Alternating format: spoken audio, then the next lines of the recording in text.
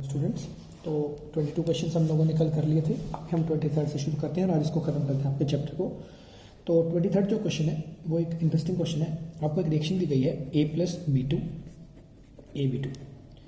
तो क्या देखोगे, 1 मोल इसका, 1 मोल इसका और 1 मोल बन गया इसका। बट इसका 1 मोल में एक एटम है जो कि सिंगुलर है, AB2 ऑक्सीजन जैसे O2 होती है ऐसे ये टाइप में। तो इसका क्या है, एक मॉलिक्यूल है और ये जो बन रहा है तो मॉलिक्यूल होगा ही होगा, 1 मॉलिक्यूल। ठीक है, तो एक एटम है, एक मॉलिक्यूल है, एक मॉलिक्यूल है। एटम और मॉलिक्यूल ऐसे पता चलता है, जो सिंगुलर होते हैं वो एटम होते हैं, अनलेस बता रखा हो कि वो भी मॉलिक्यूल है और ये मॉलिक्यूल। अब आपको क्या बताना है, लिमिटिंग रीजेंट। मैंने बताया था ना, जो रिएक्शन को कंप्लीट होने से पहले खत्म हो जाए, जो दोनों चीज़ों में से, वो क्या होगा, लिमिटिंग रीजेंट। तो पहले की बात कर लेते हैं। हमें बोला गया है 300 एटम्स हैं ए के और 200 मॉलिक्यूल्स हैं बी के। इसके 300 एटम है। अब इसका एक एटम इसके एक मॉलिक्यूल के साथ कंबाइन कर रहे हैं। 300 एटम को कितने मॉलिक्यूल चाहिए, 300 चाहिए, लेकिन मॉलिक्यूल कितने हैं, सिर्फ 200। तो लिमिटिंग रीजेंट कौन होगा, ये, क्योंकि 200 मॉलिक्यूल के साथ 200 ही रिएक्ट कर पाएंगे। ये तो 100 एक्स्ट्रा पड़ा रह जाएगा, ये खत्म हो गया। तो लिमिटिंग रीजेंट कौन हो गया, बी, फर्स्ट केस में। एक केस की और बात कर लेते हैं, फोर्थ। ठीक है, आपको ये नहीं रहेगा कि सेम चीज़ होगी। फोर्थ क्वेश्चन में क्या है, इसके 5 मोल है, मोल, इसके 2.5 मोल है। तो बताओ लिमिटिंग रीजेंट क्या होगा। अब देखो, जो लास्ट आपका कौन सा केस है, फोर्थ है, 5 और 2.5। तो क्या है, जो 2.5 मोल है, अब मोल तो एक मोल ही है ना इसका, एक मोल रिएक्ट कर, तो इसके 2.5 मोल किसके साथ रिएक्ट करेंगे, इसके 2.5 मोल के साथ।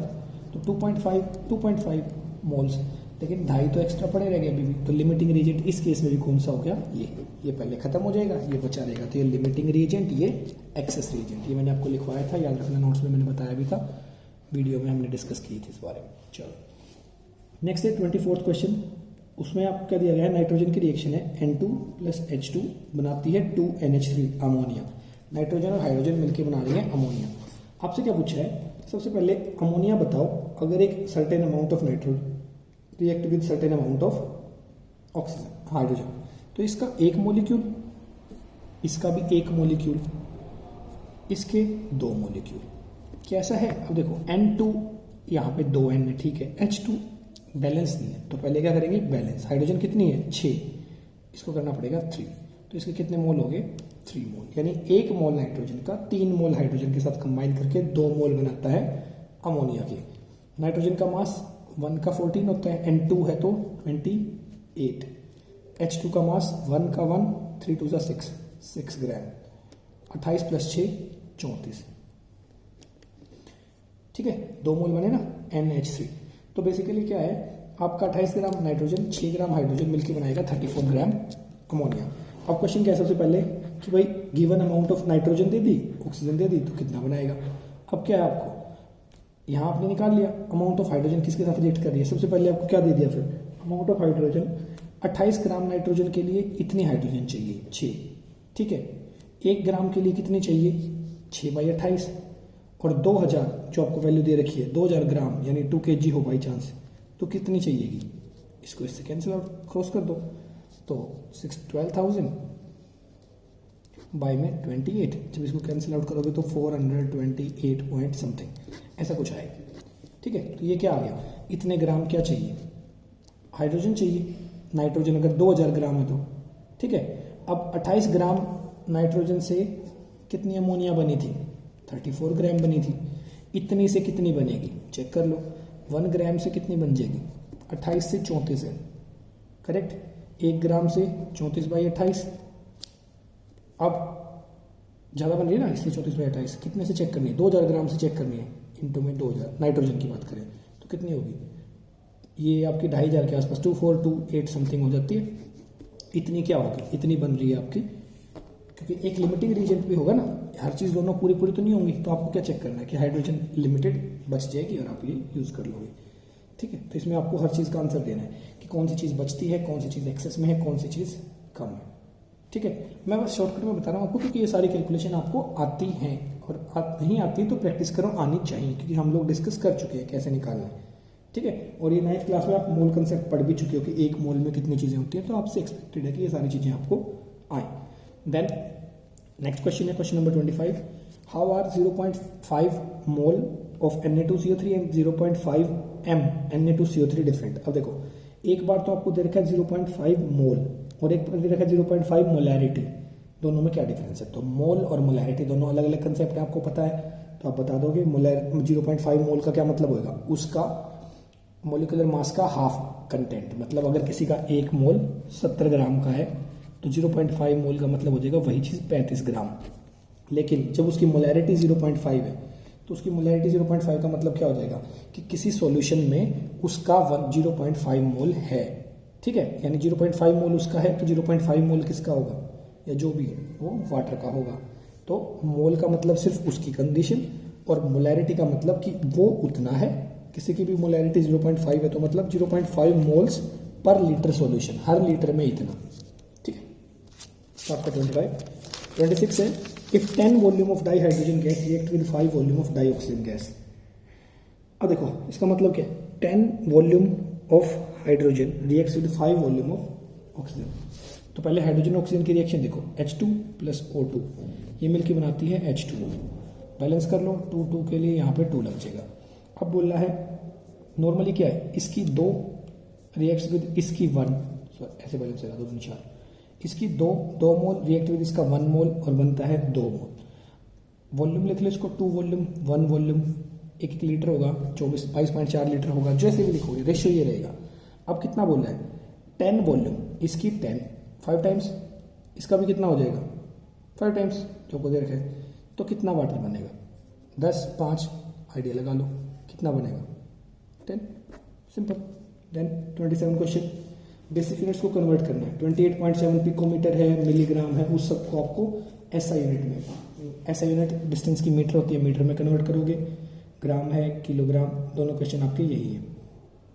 28 क्वेश्चन जो आपका है उसमें पूछा गया है लार्जेस्ट नंबर ऑफ एटम्स किस में होंगे, 1 gram gold AU, 1 gram sodium, 1 ग्राम लिथियम या 1 ग्राम कॉपर। अब देखो सबसे पहले आपको क्या देखना है, मोल्स चेक करो, क्योंकि 1 मोल में कितने पार्टिकल होते हैं, कितने एटम होते हैं, 6.022 इंटू 10⁻23, 6.022 गुना 10 के 23 एवोगाड्रो नंबर, इतने एटम होते हैं 1 मोल में। अब 1 ग्राम गोल्ड कितने मोल होंगे, कैसे चेक करोगे, 1 बाई गोल्ड का मास, गोल्ड का मास होता है 197, ठीक है, इंटू आपका एवोगाड्रो नंबर चेक कर लो।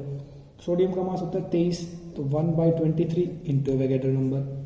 देन लिथियम का होता है 7, तो 1/7, और क्लोरीन का होता है 1/17। आप आइडिया लगा लो, डिनोमिनेटर सबसे ज़्यादा होगा तो ऊपर वाली वैल्यू क्या होगी, सबसे कम, और डिनोमिनेटर सबसे कम होगा तो ऊपर वाली वैल्यू क्या होगी, सबसे ज़्यादा। तो जिसका डिनोमिनेटर सबसे छोटा है उसमें सबसे ज़्यादा पार्टिकल होंगे, तो लिथियम सबसे ज़्यादा पार्टिकल इसके होंगे। एग्जैक्ट कितने होंगे निकालने हैं अगर, तो आप लिथियम के कैलकुलेट भी कर सकते हो, ठीक है।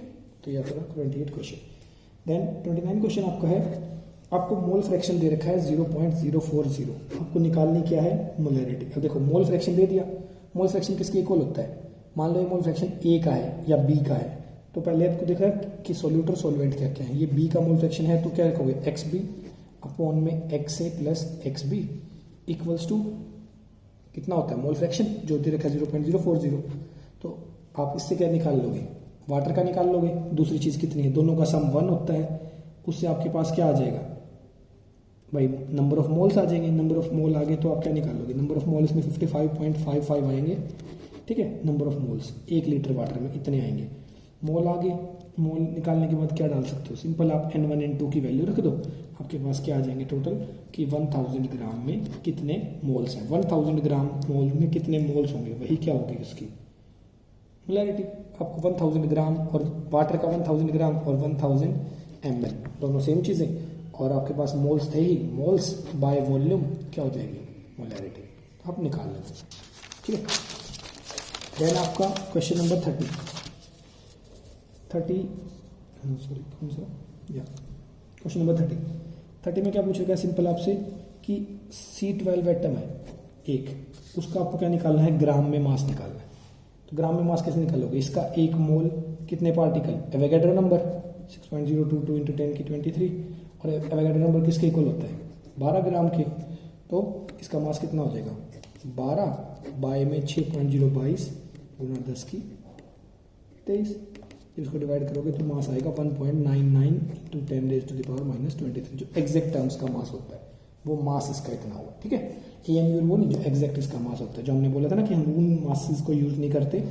क्यों नहीं करते? जो आपके नॉर्मल मास होते हैं किसी भी चीज़ का, क्योंकि उसकी वैल्यू अब ये चीज़ किसी क्वेश्चन में यूज़ करना बहुत मुश्किल है। और सीधा कार्बन 12 का मास हम कितना 12 लेके चलते हैं, वो ईजी है क्योंकि वो कंपेयर्ड मास होता है, जो AMU और आपको यू बताया था मैंने। देन 31 क्वेश्चन में सिग्निफिकेंट फिगर्स का क्वेश्चन है, वो आप लोग उतार लोगे, आपको पता है कैसे करना है, सिग्निफिकेंट फिगर्स क्या होती हैं। 32 क्वेश्चन है, उसमें वही अबंडेंस दे रखी है आपको, परसेंटेज दे रखी है 3 चीज़ों की, आर्गन की, जैसे क्लोरीन का निकाला था, आपको इसका भी मास निकालना है। 33rd जो क्वेश्चन है उसमें आपको एटम्स निकालने हैं। 52 मोल AR में कितने एटम है, तो 1 मोल में आपको पता है 52 मोल में कितने होंगे, सिंपल किसी भी चीज़ का हो चाहे फ़र्क ही नहीं पड़ता। 52 मास दे रखा है हीलियम का, हीलियम का एक मॉलिक्यूल का मास कितना होता है, सबसे पहले वो चेक करोगे। एक हीलियम का मॉलिक्यूल 4 ग्राम का, तो 4 ग्राम में एवोगैड्रो नंबर जितने पार्टिकल, तो 4 का 13 टाइम्स, तो इंटू 13 उतने पार्टिकल्स, ऐसे आप निकाल लोगे। क्वेश्चन नंबर 34 जो आपका है वो है, उसमें आपको क्या दिखा रखा है, एक रिएक्शन दे रखी है और आपको एम्पेरिकल फार्मूला निकालना। सिंपल एम्पेरिकल फार्मूला आप कर चुके हो। 35 जो क्वेश्चन है आपका, उसमें HCl की और कैल्शियम कार्बोनेट की रिएक्शन है, ठीक है। कैल्शियम कार्बोनेट्स के हिसाब से आप मोलैरिटी, ये आपका चैलेंजिंग क्वेश्चन होगा 35 क्वेश्चन, ये बहुत अच्छा क्वेश्चन है, आप ट्राई करना। निकल जाए तो बहुत अच्छी बात है, नहीं निकलता है तो हम इसको डिस्कस करेंगे, बट ये आपको अभी बिना कुछ भी हेल्प के ट्राई करना है। सेम 36 क्वेश्चन नंबर 35 और 36 ये दोनों आपको बिना हेल्प के ट्राई करने, ठीक है। ये अगर कर लिया तो मतलब आपको कंसेप्ट समझ में आ गए हैं और आपका चैप्टर डन हो गया। तो इस चैप्टर में इतना ही है, आपकी NCERT एक्सरसाइज आप लोग कंप्लीट कर लो, और उसके बाद कंपटीशन वाइज कुछ भी अगर आपको क्वेश्चंस रहते हैं, डाउट है, कोई भी आपकी रेफरेंस बुक जो भी आप पढ़ोगे उसमें से भी कोई क्वेश्चन है तो हम वो टेकअप करते हैं। नहीं तो फिर कुछ दिन बाद आपका जब सारा कंप्लीट हो जाए, कुछ और न्यूमेरिकल सम करते हैं, फिर आपका नेक्स्ट चैप्टर शुरू करेंगे। ओके, तो इस चैप्टर को अच्छे से प्रिपेयर कर लो, इसका सून आपका टेस्ट भी होगा। Okay students, take care.